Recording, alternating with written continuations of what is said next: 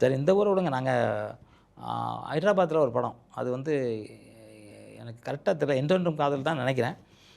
அதில் வந்து ஓடுற ட்ரெயினில் ஏறி ஒரு கிக் அடிக்கணும். ஓடுற ட்ரெயின் கிரஷன் கிக்கு.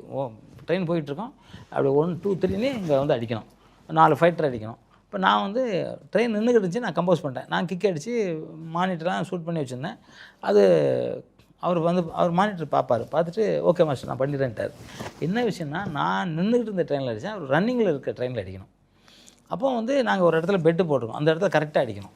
இப்போ ஓடி வந்து shot ready, start camera 3 camera ஓடிக்கிட்டு ஏறி வந்து கிக் அடிக்கிறாரு. கிக் அடிக்கும்போது ட்ரெயின் வந்து வேகமாக போனதுனால நாங்கள் பெட்டு போட்ட இடத்துல கீழே போய் அந்த பக்கம் விழுந்துட்டார்.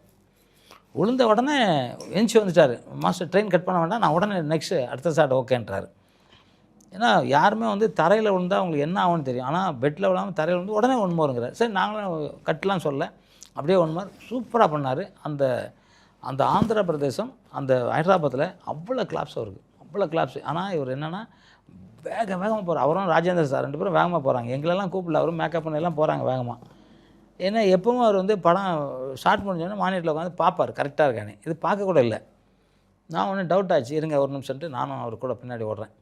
அவர் சொல்கிறார், மாஸ்டர் நீங்கள் போங்க, நீங்கள் ஏன் வரீங்க, நீங்கள் போங்கங்கிறார். என்ன பிரச்சனைனா அவருக்கு வந்து இந்த இடத்துல கீழே விழுந்தது இவ்வளோ பள்ள மாதிரி பிச்சுக்கிச்சு, ரத்தம் கொட்டுது.